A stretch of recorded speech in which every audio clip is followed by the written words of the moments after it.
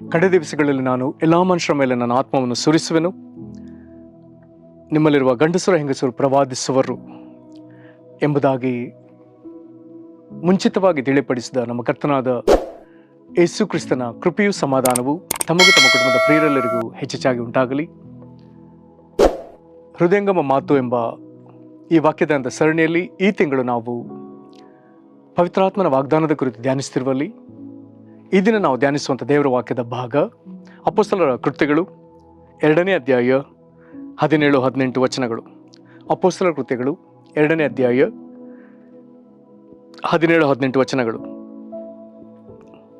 ಕಡೆ ದಿವಸಗಳಲ್ಲಿ ನಾನು ಎಲ್ಲಾ ಮನುಷ್ಯರ ಮೇಲೆ ನನ್ನ ಆತ್ಮವನ್ನು ಸುರಿಸುವೆನು. ನಿಮ್ಮಲ್ಲಿರುವ ಗಂಡಸರು ಹೆಂಗಸರು ಪ್ರವಾದಿಸುವರು.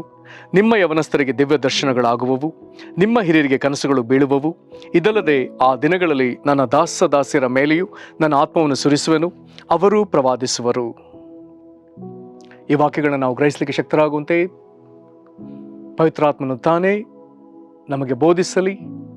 ಪರಲೋಕದಲ್ಲೂ ನಮ್ಮ ತಂದೆಯು ನಮಗೆ ತನ್ನ ಜ್ಞಾನವುಳ್ಳ ಆತ್ಮವನ್ನು ಅನುಗ್ರಹಿಸಿ ನಮ್ಮ ಮನೋನೇತ್ರಗಳನ್ನ ಬೆಳಗಿಸಲಿ. ಕರ್ತನಲ್ಲಿ ಪ್ರೀತಿಯುಳ್ಳ ದೇವ ಜನರೇ, ಪಂಚಾಶತಮ ದಿವಸ ನಡೆದ ಘಟನೆ ಅಪೊಸ್ತಲರ ಕೃತ್ಯ 2ನೇ ಅಧ್ಯಾಯ. ಈ ಭಾಗದಲ್ಲಿ ಅಪೊಸ್ತಲರೆಲ್ಲರೂ ಪವಿತ್ರಾತ್ಮ ಭರಿತರಾಗಿ, ಅಥವಾ ಶಿಷ್ಯರ ಕೂಟ ಅವರೆಲ್ಲರೂ ಪವಿತ್ರಾತ್ಮ ಭರಿತರಾಗಿ ಪವಿತ್ರಾತ್ಮನ ಅವರಿಗೆ ಕೊಟ್ಟ ವಿಧ ವಿಧ ಭಾಷೆಗಳಲ್ಲಿ ದೇವರ ಮಾತುಗಳನ್ನ ಮಾತನಾಡುತ್ತಿರುವಾಗ ಅದನ್ನು ಆಲಿಸಿದ ಜನರ ಪ್ರತಿಕ್ರಿಯೆ ಒಳಗೆ ಶಿಷ್ಯರಿಗೆ ಗ್ರಹಿಕೆಗೆ ಬಂದಾಗ ಪೇತ್ರನು ಕೂಡಲೇ ತಡ ಮಾಡದೆ ಎದ್ದು ಜನರನ್ನು ಉದ್ದೇಶಿಸಿ ಆತನು ಮಾತನಾಡ್ತಾನೆ. ದೇವರು ಪರಿಶುದ್ಧಾತ್ಮನನ್ನ ಕಳಿಸಿದ ದಿವಸದ ಒಂದು ವಿಶೇಷತೆ, ಹಳೆ ಒಡಂಬಡಿಕೆಯಲ್ಲಿ ಪರಿಶುದ್ಧಾತ್ಮನು ನಿರ್ದಿಷ್ಟ ಕಾರ್ಯಗಳಿಗಾಗಿ ದೇವ ಮನುಷ್ಯರ ಮೇಲೆ ಆತನು ಬರ್ತಿದ್ದ ಮತ್ತೆ ಹೋಗ್ತಿದ್ದ. ಕೆಲವು ನಿರ್ದಿಷ್ಟ ಕಾರ್ಯಗಳನ್ನ ಅವರಿಗೆ ತೋರಿಸ್ತಿದ್ದ, ಹೋಗ್ತಿದ್ದ. ಅವರು ದೇವರನ್ನು ಪ್ರತಿನಿಧಿಸಿ ಮಾತನಾಡಬೇಕೆಂದಿರುವಾಗ ಪರಿಶುದ್ಧಾತ್ಮನ ಅವರ ಮೇಲೆ ಬರ್ತಿದ್ದ, ಅವರ ಮೂಲಕ ಮಾತನಾಡಿ ಮತ್ತೆ ಆತನು ಹಿಂದಿರುಗ್ತಿದ್ದ. ಅಥವಾ ಯಾವುದಾದ್ರೂ ನಿರ್ದಿಷ್ಟ ಕಾರ್ಯಗಳನ್ನ ಸಾಧಿಸುವ ಸಂದರ್ಭ ಬರುವಾಗ ದೇವ ಮನುಷ್ಯರ ಮೇಲೆ ದೇವರಾತ್ಮನು ಬಲವಾಗಿ ಇಳಿದು ಬಂದು ಅವರ ಮುಖಾಂತರ ಕೆಲವು ಅದ್ಭುತವಾದ ಕಾರ್ಯಗಳು, ಮಹಿಮೆಯಿಂದ ಕೂಡಿರುವಂತಹ ಅಥವಾ ಮಹಿಮೆಯುಕ್ತ ಕಾರ್ಯಗಳನ್ನು ಅವರ ಮೂಲಕ ಸಾಧಿಸಿ ಆತನ ಹಿಂತಿರುಗ್ತಿದ್ದ. ಆದರೆ ದೇವರ ಮಗನಾದ ಯೇಸು ಕ್ರಿಸ್ತನು ಆತನು ಈ ಭೂಮಿಗೆ ಮನುಷ್ಯನಾಗಿ ಬಂದಾಗ, ವಾಕ್ಯ ಸ್ವರೂಪನಾದ ದೇವರು ನರಾವತಾರವೆತ್ತಿ ಭೂಮಿಗೆ ಬಂದಾಗ, ಮನುಷ್ಯರಾದ ನಾವು ದೇವರ ಎದುರು ಹೇಗೆ ನಡ್ಕೊಳ್ಳಬೇಕು ಅಥವಾ ಏನು ಮಾಡಬೇಕು, ಹೇಗಿರಬೇಕು, ನಮಗೆ ದೇವರಿಂದ ಅಗತ್ಯತೆಗಳು ಏನು, ಇದನ್ನೆಲ್ಲ ನಮಗೆ ತೋರಿಸುವಂತೆ ಆತನ ನಮಗೆ ಶ್ರೇಷ್ಠ ಮಾದರಿಯಾಗಿರುವಲ್ಲಿ ಈಗ ರಕ್ತ ಮಾಂಸಧಾರಿಯಾಗಿ ಬಂದ ಯೇಸು, ನರಾವತಾರದಲ್ಲಿ ಬಂದ ಯೇಸು, ಶರೀರಧಾರಿಯಾಗಿ ಬಂದ ಯೇಸು, ಈಗ ಆತನು ಸೇವೆಯನ್ನು ಆರಂಭಿಸುವಾಗ ಆತನ ಮೇಲೆ ಈಗ ಪರಿಶುದ್ಧಾತ್ಮನ ಎಳೆದು ಬರುವಂಥ ಸಂಗತಿಯನ್ನು ನಾವು 4 ಸುವಾರ್ತೆಗಳಲ್ಲಿ ಓದ್ತೇವೆ. ಮತ್ತಾಯ, ಮಾರ್ಕ, ಲೂಕ, ಯೋಹಾನ ತಪ್ಪದೆ ಅವುಗಳನ್ನ ಬರೀತಾರೆ. ನಂತರದಲ್ಲಿ ಅಪೊಸ್ತಲರ ಕೃತ್ಯದಲ್ಲಿ ಅದನ್ನು ತಿಳಿಪಡಿಸಲಾಗಿದೆ. 1ನೇ ಅಧ್ಯಾಯದಲ್ಲಿ ಯೇಸು ಕ್ರಿಸ್ತನ ಮೇಲೆ ಪರಿಶುದ್ಧಾತ್ಮ. ಇಲ್ಲಿಯ ವಿಶೇಷತೆ ಏನಂತ ಹೇಳಿದ್ರೆ, ಹಳೆ ಒಡಂಬಡಿಕೆಯಲ್ಲಿ ದೇವ ಮನುಷ್ಯರ ಮೇಲೆ ದೇವರಾತ್ಮನು ಇಳಿದು ಬರ್ತಿದ್ದ, ಮತ್ತೆ ಆ ಕಾರ್ಯ ಸಾಧಿಸಿದ ಮೇಲೆ ಹಿಂದಿರುಗಿ ಹೋಗ್ತಿದ್ದ. ಆದರೆ ಯೇಸು ಕ್ರಿಸ್ತನ ಮೇಲೆ ಇಳಿದು ಬಂದ ಪರಿಶುದ್ಧಾತ್ಮನು ಇಳಿದು ಬಂದು ಇರುವುದನ್ನ ಎಂಬ ನೇರ ಮಾತುಗಳಲ್ಲಿ ನಾವು ಓದಬಹುದು. ಇಳಿದು ಬಂದು ಇರುವುದು. ಹಾಗಾದ್ರೆ ಆತನು ಇಳಿದು ಬಂದು ಆ ಯೇಸು ಕ್ರಿಸ್ತನ ಮೇಲೆ ನೆಲೆಗೊಳ್ತಿದ್ದ. ನಂತರದಲ್ಲಿ ಯೇಸು ಕ್ರಿಸ್ತನ ತನ್ನ ಸೇವಾ ಅವಧಿಯನ್ನ ಈ ಶರೀರದಲ್ಲಿ ಮುಗಿಸಿ ಆತನು ಪರಲೋಕಕ್ಕೆ ದಿವ್ಯಾರೋಹಣವಾದ ಮೇಲೆ ಆತನು ಶಿಷ್ಯರಿಗೆ ಪರಿಶುದ್ಧಾತ್ಮನ ವಾಗ್ದಾನವನ್ನು ಆತನು ತಿಳಿಸ್ತಾನೆ. ಯಾರ್ಯಾರು ಯೇಸು ಕ್ರಿಸ್ತನ ನಂಬಿದ್ದಾರೋ ಅವರಿಗೆ ಆತನು ಪರಿಶುದ್ಧಾತ್ಮನ ವಾಗ್ದಾನ ಮಾಡಿದ್ದಾನೆ. ನಾವು ನಿನ್ನೆ ದಿವಸ ನೋಡಿದ ಹಾಗೆ ದೂರವಾಗಿರುವರು ಎಂಬುದಾಗಿ ಹೇಳುವಾಗ ಯಹೂದ್ಯರಲ್ಲದ, ಇಸ್ರೇಲರಲ್ಲದ ಇತರ ಜನಾಂಗದವರು, ಇತರ ಜನಾಂಗ ಕುಲಭಾಷೆ ಪ್ರಜೆಗಳವರು, ಅವರ ಮೇಲೆಯೂ ದೇವರು ಪರಿಶುದ್ಧಾತ್ಮನನ್ನು ಸುರಿಸೋದಕ್ಕೆ ತೀರ್ಮಾನಿಸ್ತಾನೆ. ಆದರೆ ಒಂದೇ ಒಂದು ಕಂಡೀಷನ್, ದೇವರ ಮಗನಾದ ಯೇಸು ಕ್ರಿಸ್ತನನ್ನು ನಂಬಲೇಬೇಕು. ತಂದೆಯಾದ ದೇವರು ನಮಗಾಗಿ ಜಜ್ಜಿದ ಯೇಸುವನ್ನು ನಂಬಲೇಬೇಕು. ಆಗ ಅವರ ಮೇಲೆ ತಂದೆಯಾದ ದೇವರು ಪರಿಶುದ್ಧಾತ್ಮನನ್ನು ಸುರಿಸ್ತಾನೆ. ಹಾಗಾದ್ರೆ ಮೇಲಂತಸ್ತಿನ ಕೊಠಡಿಯಲ್ಲಿ ಕೇಳಿದಂತಹ ಸಪ್ಪಳವನ್ನ ಗಮನಿಸೋದಕ್ಕಾಗಿ ನೆರೆದ ಜನಕೂಟದ ಮುಂದೆ ಈಗ ಪೇತ್ರ ನಿಂತು ಮಾತನಾಡುವಾಗ ತನ್ನ ಮಾತಿನ ಆರಂಭದಲ್ಲಿಯೇ ಯೋವೇಲನ ಗ್ರಂಥದಲ್ಲಿ ದೇವರು ವಾಗ್ದಾನ ಮಾಡಿದ್ದು ಇದುವೇ ಎಂಬುದನ್ನು ನೇರವಾಗಿ ವಾಕ್ಯ ಸಹಿತವಾಗಿ ಆತನು ಆರಂಭಿಸ್ತಾನೆ. ಅಲ್ಲಿ ನಾವು ನೋಡುವಾಗ ಯಾವುದೇ ವಿಧದ ಕೆಲವು ಸಂಬೋಧನೆಗಳಿಲ್ಲ. ಅಂದರೆ ಮಹಿಳೆಯರೇ, ಮಹನೀಯರೇ ಅಥವಾ ದೇವ ಜನರೇ, ಭಕ್ತ ಜನರೇ, ಈ ರೀತಿ ಯಾವುದೇ ಮಾತುಗಳೆಲ್ಲ ಇಲ್ಲ. ನೇರವಾಗಿ ಯೋವೇಲನ ಗ್ರಂಥದಲ್ಲಿ ದೇವರು ನುಡಿದಿರುವಂತಹ ವಾಗ್ದಾನವನ್ನು ಉಲ್ಲೇಖಿಸ್ತಾನೆ, ಅದರ ವಿವರಣೆಯನ್ನು ಆರಂಭಿಸ್ತಾನೆ. ಆ 17ನೇ ವಚನ ಮತ್ತು 18ನೇ ವಚನಕ್ಕೆ ನಾವು ಬರೋಣ.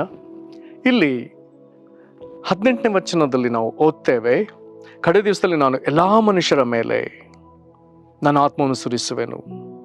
ಅನೇಕ ಪ್ರಸಿದ್ಧ ಬೋಧಕರು ಇದನ್ನು ಹೇಳುವಾಗ ಹೀಗೆ ಹೇಳ್ತಾರೆ, ದೇವರು ಪರಿಶುದ್ಧಾತ್ಮನನ್ನು ಸುರಿಸುವುದಕ್ಕೆ ಈ ವಾಕ್ಯದ ಪ್ರಕಾರ ಇರುವಂಥ ಒಂದು ಕಂಡೀಷನ್, ಅವಶ್ಯಕತೆ, ಈ ಶರೀರ ಅಥವಾ ಈ ರಕ್ತ ಮಾಂಸದ ಶರೀರ ಇದ್ರೆ ಸಾಕು, ದೇವರು ಅದ್ರ ಮೇಲೆ ಪರಿಶುದ್ಧಾತ್ಮನ ಸುರಿಸ್ತಾನೆ. ಸಂತೋಷದ ವಿಷಯ. ಆದರೂ ನೆನ್ನೆ ದಿವಸ ನಾವು ಕಲಿತದನ್ನು ಮರೆಯಬಾರದು. ಯೇಸು ಕ್ರಿಸ್ತನ ಹೆಸರ ಮೇಲೆ ನಂಬಿಕೆ ಇಟ್ಟವರು, ಅವರ ಮೇಲೆ, ಪಾಪಕ್ಕಾಗಿ ಮಾನಸಾಂತರ ಪಟ್ಟವರು, ಅವರ ಮೇಲೆ, ಕರ್ತನಲ್ಲಿ ಪ್ರೀತಿಯುಳ್ಳ ದೈವ ಜನರೇ, ಹಾಗಾದರೆ ಅವರ ಮೇಲೆ ದೇವರು ಪರಿಶುದ್ಧಾತ್ಮನನ್ನು ಸುರಿಸ್ತಾನೆ. ಇನ್ನು ನಾವು ಎಲ್ಲಿಯೇ ವಾಕ್ಯದಲ್ಲಿ ಓದ್ತಾ ಹೋದ್ರು, ಅಪೊಸ್ತಲರ ಕೃತ್ಯ 2ನೇ ಅಧ್ಯಾಯದಲ್ಲಿ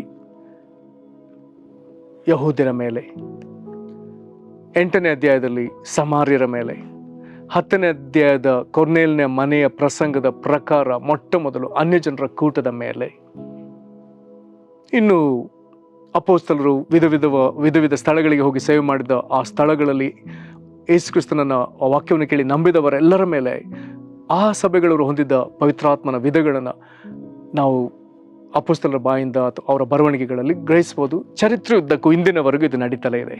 ದೇವರಿಗೆ ಸ್ತೋತ್ರ. ಹಾಗಾದರೆ ಇಲ್ಲಿರುವ ಈ ಒಂದು ಮಾತನ್ನು ಗಂಭೀರವಾಗಿ ತೆಗೆದುಕೊಳ್ಳೋಣ. ಕಡೆ ದಿವಸಗಳಲ್ಲಿ ನಾನು ಎಲ್ಲ ಮನುಷ್ಯರ ಮೇಲೆ, ಒಂದು ವೇಳೆ ಇದನ್ನು ಯೋವೇಲ ಗ್ರಂಥ ಅಥವಾ ಅಪೊಸ್ತಲರ ಕೃತ್ಯದಲ್ಲಿ ತೆಗೆದ್ರೆ, ಇಲ್ಲಿ ಎಲ್ಲ ಮನುಷ್ಯರೆನ್ನುವಂಥ ಮಾತಿಗೆ ಆಂಗ್ಲ ಭಾಷೆಯ ತರ್ಜುಮೆಯಲ್ಲಿ KJVಯಲ್ಲಿ ಫ್ಲೆಶ್ ಎನ್ನುವಂಥ ಪದವನ್ನು ಓದ್ತೇವೆ. ಯೋವೇಲ ಗ್ರಂಥದಲ್ಲಿ ಅದು ಹೀಗೆ ಬರ್ತದೆ. ಯೋವೇಲ ಗ್ರಂಥ 2ನೇ ಅಧ್ಯಾಯದ 28ನೇ ವಚನದಲ್ಲಿ, and it shall come to pass afterward that I will pour out my spirit upon all flesh and your sons and your daughters shall prophesy. ಎಲ್ಲ ಮನುಷ್ಯರ ಮೇಲೆ ನಾನು ಆತ್ಮವನ್ನು ಸುರಿಸ್ತೇನೆ, ನಿಮ್ಮಲ್ಲಿರುವ ಗಂಡಸರು ಹೆಂಗಸರು ಅಥವಾ ನಿಮ್ಮ ಗಂಡು ಮಕ್ಕಳು ಹೆಣ್ಣು ಮಕ್ಕಳು ಪ್ರವಾದಿಸ್ತಾರೆ. ಇಲ್ಲಿ ಫ್ಲೆಶ್ ಎನ್ನುವಂಥ ವಿಚಾರಕ್ಕೆ ಬಂದರೆ, ನೇರವಾಗಿ ಅದಕ್ಕೆ ಅಲ್ಲಿ ಕೊಡಲ್ಪಟ್ಟ ಇಬ್ರಿಯ ಮೂಲ ಭಾಷೆಗೆ ನಾವು ಹೋದರೆ, ಅದರ ಅರ್ಥ ಫ್ಲೆಶ್ ಎನ್ನುವಂಥದ್ದು ಈ ಶರೀರಕ್ಕೆ, ಅದು ಮನುಷ್ಯನ ಶರೀರ, ವಿಧ ಶರೀರಗಳ ಒಂದು ಅರ್ಥವನ್ನು ಬರುವಂಥ ಪದವನ್ನು ಅಲ್ಲಿ ತೋರಿಸ್ತಾನೆ. ಒಂದು ವೇಳೆ ಅದಕ್ಕೂ ಮೂಲ ಪದವನ್ನು ಆತನು ತೋರಿಸಿದಾಗ, ಆ ಮೂಲ ಪದದ ಅರ್ಥವನ್ನು ತೆಗೆದುಕೊಳ್ಳುವಾಗ, ಇಲ್ಲಿ ಶರೀರ ಎನ್ನುವಂಥ ವಿಚಾರ ಬರುವಾಗ ಅಥವಾ ಎಲ್ಲ ಮನುಷ್ಯರೆನ್ನುವಂಥ ವಿಚಾರ ಬರುವಾಗ, ಈಗ ಈ ಮಾಂಸದ ಶರೀರದ ಕುರಿತಾಗಿ ಮಾತನಾಡದೆ ಆ ಪದಕ್ಕಿರುವ ಮೂಲ ಪದದ ವಿಚಾರಕ್ಕೆ ಬರುವಾಗ ಇಲ್ಲಿ ಹೀಗೆ ಬರ್ತದೆ, ಸುದ್ದಿ ಹೊತ್ತವನು ಅಥವಾ ಒಳ್ಳೆಯ ಸುದ್ದಿಯನ್ನ ಹೊತ್ತವನು ಅಥವಾ ಒಳ್ಳೆಯ ಸುದ್ದಿಯನ್ನ ಪ್ರಚುರಪಡಿಸುವವನು, ಪ್ರಕಾಶಪಡಿಸುವವನು, ಸಾರುವವನು, ಅದಕ್ಕಾಗಿ ತವಕಿಸುವವನು, ಹೀಗೆ ಈ ಅರ್ಥಗಳನ್ನ ತೋರಿಸುವಂತ ಒಂದು ಪದವನ್ನು ಅಲ್ಲಿ ತೋರಿಸ್ತಾನೆ. ಅಥವಾ ಸಂದೇಶ ದೂತ. ಪ್ರಿಯರೇ, ಹಾಗಾದ್ರೆ ಮಾಂಸ ಎಲ್ಲ ಮನುಷ್ಯರ ಮೇಲೆ ಎನ್ನುವಂತ ಈ ಪದ ಬರುವಾಗ, ಅಲ್ಲಿ ದೇವರು ಒಂದು ಸುದ್ದಿ ಹೊತ್ತ ಮನುಷ್ಯನನ್ನ ದೇವರು ಅಲ್ಲಿ ಆಯ್ಕೆ ಮಾಡಿ ಅವನ ಮೇಲೆ ಪವಿತ್ರಾತ್ಮನನ್ನು ಸುರಿಸ್ತಿದ್ದಾನೆ. ಪ್ರಪಂಚಕ್ಕೆಲ್ಲ ಹೇಳಲೇಬೇಕೆಂಬುದಾಗಿ ದೇವರು ಅಪ್ಪಣೆ ಮಾಡಿರುವಂಥ ಸುದ್ದಿ ಆತನ ಮಗನಾದ ಯೇಸು ಕ್ರಿಸ್ತನ ಕುರಿತಾಗಿ. ಪ್ರಪಂಚವೆಲ್ಲವೂ ಕೇಳಬೇಕೆಂಬುದಾಗಿ ದೇವರು ಬಯಸಿರುವಂಥ ಸುದ್ದಿ, ದೇವರ ಮಗನಾದ ಯೇಸು ಕ್ರಿಸ್ತನ ನಮ್ಮೆಲ್ಲರಿಗಾಗಿ ಜ್ಞಾಪಿತನಾಗಿದ್ದಾನೆ ಎಂಬುದು. ಇದನ್ನು ನಾವು ಕೇಳಿ ನಾವು ನಂಬಬೇಕಾಗಿದೆ. ಹಾಗಾದರೆ ಇವರ ಮೇಲೆ ಹಾಗಾಗಿ ಆತನು ಇಂಥವರ ಮೇಲೆ ದೇವರು ತನ್ನ ಆತ್ಮನನ್ನು ಸುರಿಸಿ ಕ್ರಿಸ್ತನ ಸಂದೇಶ ಹೊತ್ತವರು, ಯೇಸು ಕ್ರಿಸ್ತನ ಶಿಲುಬೆ ಸಂದೇಶ ಹೊತ್ತವರು, ಯೇಸು ಕ್ರಿಸ್ತನ ಪುನರುತ್ಥಾನದ ಸಂದೇಶ ಹೊತ್ತವರು, ದೇವರು ಲೋಕದ ಎಲ್ಲ ಜನರನ್ನ ಯೇಸು ಕ್ರಿಸ್ತನಲ್ಲಿ ಕ್ಷಮಿಸಿದ್ದಾನೆ ಎನ್ನುವಂಥ ಸಂದೇಶ ಹೊತ್ತವರು, ಇಂಥವರ ಮೇಲೆ ಆತನು ತನ್ನ ಆತ್ಮನನ್ನು ಸುರಿಸ್ತಾನೆ.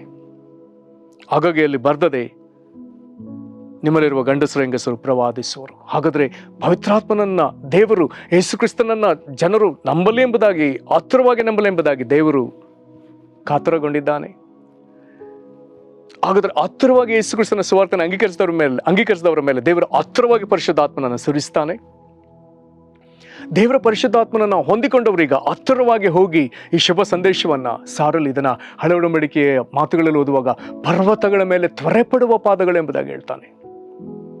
ಕಠಿಣ ಪರಿಸ್ಥಿತಿಗಳು, ಎತ್ತರದ ಪ್ರದೇಶಗಳು, ಏರು ಪ್ರದೇಶಗಳು, ಮೇಲಿನ ಪ್ರದೇಶಗಳು, ಅಲ್ಲಿ ತ್ವರೆಪಟ್ಟು ನಿಧಾನವಾಗಿ ಅಲ್ಲ ಸಾರಲಿ.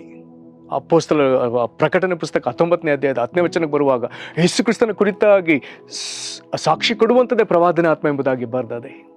ಹಾಗಾದರೆ ಪ್ರವಾದನೆಗಳಲ್ಲಿ ಒಂದು ಶ್ರೇಷ್ಠವಾದ ಪ್ರವಾದನೆ ಯೇಸು ಕ್ರಿಸ್ತನ ಕುರಿತಾಗಿ ಸಾರುವಂಥದ್ದೇ.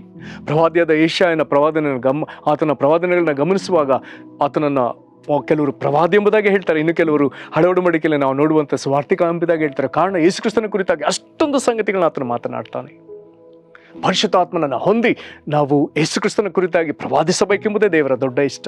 ಮುಂದೆ 18ನೇ ವಚನಕ್ಕೆ ಬರುವಾಗ ಅಲ್ಲಿ ಹೀಗೆ ಬರ್ತದೆ, ಇದಲ್ಲದೆ ಆ ದಿನಗಳಲ್ಲಿ ನನ್ನ ದಾಸದಾಸರ ಮೇಲೂ ನನ್ನ ಆತ್ಮನ ಸುರಿಸುವನು, ಅವರು ಪ್ರವಾದಿಸುವರು. ಇಲ್ಲಿ ಬರುವಾಗ ದಾಸದಾಸ ಎಂಬುದಾಗಿ ಹೇಳುವಾಗ ಇದಕ್ಕೆ ನೇರವಾದ ಅರ್ಥ, ಹೀಗೆ ಯೇಸು ಕ್ರಿಸ್ತನನ್ನು ನಂಬಿ ಯೇಸು ಕ್ರಿಸ್ತನ ಸ್ವಾರ್ಥೆಯನ್ನು ಹೊತ್ತ ಜನ, ಅವರು ಪವಿತ್ರಾತ್ಮನ ಹೊಂದಿ ಸಾರುವವರೊಳಗೆ ಇನ್ನೊಂದು ವ್ಯತ್ಯಾಸವಾದ ಕೂಟವಿದೆ.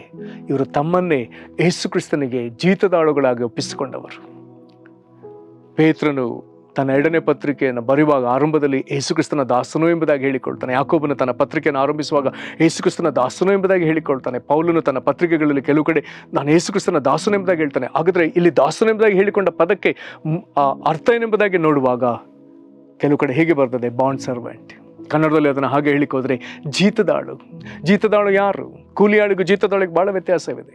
ಕೂಲಿಯಾಳು ನಿರ್ದಿಷ್ಟ ಸಮಯಕ್ಕೆ ನಿರ್ದಿಷ್ಟ ಕೂಲಿಗೆ ಕೆಲಸ ಮಾಡುವವನು, ಅಷ್ಟೇ, ಮುಗೀತು. ಆದರೆ ಜೀತದಾಳು ಹಾಗಲ್ಲ, ತನ್ನ ಯಜಮಾನನಿಗೆ ಪರಿಪೂರ್ಣವಾಗಿ ಮಾರಿಕೊಂಡವನು. 24 ತಾಸು ಆಳು, ಯಾವ ಸಂಬಳವಿಲ್ಲದೆ ಕೆಲಸ ಮಾಡುವ ಆಳು. ಹಾಗಾದರೆ ಈ ವಿಧದಲ್ಲಿ ಸಮರ್ಪಿಸಿಕೊಂಡ ಜನರಿದ್ದಾರೆ. ಪೇತ್ರನ ಸಮರ್ಪಣೆ ಅಂಥದ್ದೇ. ಅಪೋಸ್ತಲರ ಅನೇಕ ಶಿಷ್ಯರ ಸಮರ್ಪಣೆ ಎಲ್ಲವೂ ಇಂಥದ್ದೇ. ಪೌಲನ ಸಮರ್ಪಣೆಯು ಇಂಥದ್ದೇ. ಯೇಸು ಕ್ರಿಸ್ತನಿಗೆ ಮಲ ಸಹೋದರನಾಗಿದ್ದ ಯಾಕೋಬನ ಸಮರ್ಪಣೆಯು ಇಂಥದ್ದೇ. ಇವರೆಲ್ಲರೂ ಕ್ರಿಸ್ತನಿಗೆ ಜೀತದಾಳುಗಳಾಗಿ ಹಗಲು ರಾತ್ರಿ ಆತನ ಸೇವೆ ಮಾಡಬೇಕೆಂಬುದಾಗಿ ಒಪ್ಪಿಸಿಕೊಂಡವರು. ಯೇಸುವಿನ ಮಲ ಸಹೋದರನಾಗಿದ್ದ ಅಥವಾ ಯಾಕೋಬನ ಪತ್ರಿಕೆ ಬರೆದ ಯಾಕೋಬನು ಆತನು ಸತ್ತಾಗ ಆತನ ಶರೀರಕ್ಕೆ ಸ್ನಾನ ಮಾಡಿಸ್ಲಿಕ್ಕೆ ಭಕ್ತಕೂಟ ಪ್ರಯಾಸ ಪಡುವಾಗ ಆಗ ಅವರಿಗೆ ಗೊತ್ತಾಗ್ತದೆ, ಅವನು ಮೊಣಕಾಲುಗಳಲ್ಲಿ ನಿಂತು ಪ್ರಾರ್ಥಿಸಿ ಪ್ರಾರ್ಥಿಸಿ ಪ್ರಾರ್ಥಿಸಿ ಆತನ ಮೊಣಕಾಲು ಒಂಟೆಯ ಮೊಣಕಾಲಿನ ಹಾಗೆ ಚರ್ಮ ಬಾತಿತ್ತಂತೆ. ಅವನ ಚರ್ಮ ಆ ಮಟ್ಟಕ್ಕೆ ಇತ್ತಂತೆ. ಆ ವಿಧದಲ್ಲಿ ಕ್ರಿಸ್ತನಿಗೆ ತನ್ನ ಸೇವೆಯನ್ನು ಆತನು ಒದಗಿಸಿದವನು. ಸಭೆಗಳನ್ನ ನಿರ್ದಿಷ್ಟ ಮಾತುಗಳಿಂದ ಎಚ್ಚರಿಸಿದವನು, ಆತ ಪ್ರೋತ್ಸಾಹಪಡಿಸಿದವನು. ಜೀತದಾಳುಗಳು. ಹಾಗಾದ್ರೆ ಇಂಥವರಿಗೂ ಆತನು ಇನ್ನೂ ನಿರ್ದಿಷ್ಟವಾಗಿ ಪವಿತ್ರಾತ್ಮನನ್ನು ದೇವರಲ್ಲಿ ಸುರಿಸ್ತಾನೆ ಎಂಬುದಾಗಿ ಹೇಳ್ತಿದ್ದಾನೆ. ಕಾರಣ ಇವರ ಬಾಯಿಂದ ಇನ್ನೂ ನಿರ್ದಿಷ್ಟವಾದ ಮಾತುಗಳು. ಪೌಲನ ಮಾತುಗಳನ್ನು ತೆಗೆದು ಹಾಕ್ಲಿಕ್ಕೆ ಯಾರಿಗೆ ಸಾಧ್ಯ? ಪೇತ್ರನ ಮಾತುಗಳನ್ನ ತೆಗೆದು ಹಾಕ್ಲಿಕ್ಕೆ ಯಾರಿಗೆ ಸಾಧ್ಯ? ಯಾಕೋಬನ ಮಾತುಗಳನ್ನ ತೆಗೆದು ಹಾಕ್ಲಿಕ್ಕೆ ಯಾರಿಗೆ ಸಾಧ್ಯ? ವಿಶೇಷವಾದ ದೇವರ ಪರಾಕ್ರಮವನ್ನು, ಜ್ಞಾನವನ್ನು ಪಡೆದ ಜನರು. ದೇವರಿಗೆ ಕ್ರಿಸ್ತನ ಸುವಾರ್ತೆಯನ್ನು ಹೊತ್ತ ಸಾಮಾನ್ಯರ ಕೂಟವೂ ಬೇಕು. ಅದರಲ್ಲಿ ಅತಿ ವಿಶೇಷವಾಗಿ ಸಮರ್ಪಿಸಿಕೊಂಡ ದಾಸದಾಸರಾಗಿ ಮಾರಿಕೊಂಡ ಜನಕೂಟವೂ ಬೇಕು. ಪ್ರೇರೆ, ಇಂಥ ಸಮರ್ಪಣೆಗೆ ನಮ್ಮನ್ನು ಒಪ್ಪಿಸಿಕೊಡುವಂಥದ್ದು ಅವಶ್ಯಕತೆ ಇದೆ. ಯಜ್ಞದ ಕುರಿಯಾದ ಆತನು ಪಟ್ಟ ಶ್ರಮೆಗೆ ತಕ್ಕ ಲಾಭ ದೊರಕುವಂತೆ ಆತನು ಯಾರಿಗಾಗಿ ಎಲ್ಲ ಕಲ್ವಾರಿ ಶಿಲುಬೆಯಲ್ಲಿ ಶ್ರಮ ಅನುಭವಿಸಿ ರಕ್ತ ಸುರಿಸಿ ಪ್ರಾಣ ಕೊಟ್ಟು ಅವರಿಗಾಗಿ ಎದ್ದು ಬಂದು ಈಗ ವಿಜ್ಞಾಪಿಸುತ್ತಿದ್ದಾನೋ ಅವರೆಲ್ಲರೂ ಆತನಿಗೆ ಸಂಪಾದನೆ ಆಗಲೇಬೇಕು. ಅದಕ್ಕಾಗಿ ಪ್ರಯಾಸ ಪಡುವ ಕೂಟ ಭೂಲೋಕದಲ್ಲಿ ಅವಶ್ಯವಾಗಿ ಎಲ್ಲ ದೇಶಗಳಲ್ಲಿ ಬೇಕು. ಅಂಥವರು ಅನೇಕರಿದ್ದಾರೆ, ಇನ್ನೂ ಬೇಕಾಗಿದೆ. ನಿನಗೂ ಈ ಕರೆ ಇದೆ, ಒಪ್ಪಿಸಿಕೊಡು. ಕರ್ತನೆ, ಎಲ್ಲ ಮನುಷ್ಯರೆಂಬುದಾಗಿ ಹೇಳಿದಿ, ಅವರು ಶುಭವರ್ತಮಾನವನ್ನು ಹೊತ್ತವರು, ದಾಸದಾಸರು ಎಂಬುದಾಗಿ ಹೇಳಿದಿ. ಅವರಲ್ಲಿ ನೀವು ವಿಶೇಷವಾಗಿ ನಿನಗೆ ಸಂಪೂರ್ಣವಾಗಿ ಮಾರಿಕೊಂಡವರು, ಜೀತದ ಆಳುಗಳಿಗಿಂತಲೂ ಕಠಿಣವಾಗಿ ನಿನಗಾಗಿ, ನಿನ್ನ ರಾಜ್ಯದ ಕೆಲಸಗಳಿಗಾಗಿ, ನೀನು ಕೊಟ್ಟ ಕೆಲಸಗಳಿಗಾಗಿ ಪರಿಶ್ರಮ ಪಡುವುದಕ್ಕೆ ಮನಸ್ಸು ಮಾಡಿದವರು. ಕರ್ತನೆ, ಇಂಥವರ ಎಷ್ಟೋ ಕೂಟವನ್ನು ಹಿಂದೆ ಎಬ್ಬಿಸಿದ್ದಿ, ಈಗಲೂ ಎಬ್ಬಿಸಿದ್ದಿ, ಇನ್ನೂ ಅಧಿಕವಾಗಬೇಕಾಗಿದೆ. ನಮ್ಮನ್ನು ತಿರುಗಿ ಒಪ್ಪಿಸಿಕೊಡುತ್ತೇವೆ. ವಾಕ್ಯ ಕೇಳ್ತಿರುವಂಥ ಈ ಪ್ರಿಯರ ಮೇಲೆ ಕರ್ತನೆ ನಿನ್ನ ಆತ್ಮನ ಸುರಿಸು, ಇಂಥ ಸಮರ್ಪಣೆಗಳೊಳಗೆ ಅವರ ನಡೆಸಿ, ಇವರ ಮೂಲಕ ನೀನು ಮಹಿಮೆ ಹೊಂದು, ನಿನ್ನ ರಾಜ್ಯವು ಪ್ರಬಲವಾಗಿ ಅವರ ಮೂಲಕ ಕಟ್ಟಲ್ಪಡಲಿ. ದೇವರ ಯಜ್ಞದ ಕುರಿಮರಿಯಾದ ಆತನೇ, ನೀನು ಯಾರದೆಲ್ಲ ಪಾಪವನ್ನು ಹೊತ್ತು ಅವರಿಗಾಗಿ ರಕ್ತವನ್ನು ಸುರಿಸಿ ವಿಜ್ಞಾಪನೆ ಮಾಡಿ ಅವರಿಗೆ ಪ್ರಾಣ ಕೊಟ್ಟು ಸತ್ತು ಜೀವಿತನಾಗಿ ಮುಂದೆ ಎದ್ದು ಬಂದು ಈಗಲೂ ಪರಲೋಕದಲ್ಲಿ ಅವರಿಗಾಗಿ ವಿಜ್ಞಾಪಿಸ್ತಿರುವಲ್ಲಿ ಅವರೆಲ್ಲರೂ ನಿನಗೆ ಸಂಪಾದನೆ ಆಗಲೇಬೇಕು ಸ್ವಾಮಿ. ಇದಕ್ಕಾಗಿ ನಾವುಗಳು ಮಾಡಬೇಕಾದ ಕೆಲಸವನ್ನು ಮಾಡುವುದಕ್ಕಾಗಿ ನಮ್ಮನ್ನು ಇನ್ನೂ ಅತಿ ವಿಶೇಷವಾಗಿ ಬಲಪಡಿಸು. ನಿನಗೆ ಮಹಿಮೆ ಆಗಲಿ. ಯೇಸು ಕ್ರಿಸ್ತನ ಹೆಸರಿನಲ್ಲಿ ಬೇಡ್ದೇವೆ ನಮ್ಮ ತಂದೆಯೇ, ಆಮೇನ್. ಕರ್ತನು ನಿಮ್ಮನ್ನು ಆಶೀರ್ವದಿಸಲಿ. ವಂದನೆಗಳು.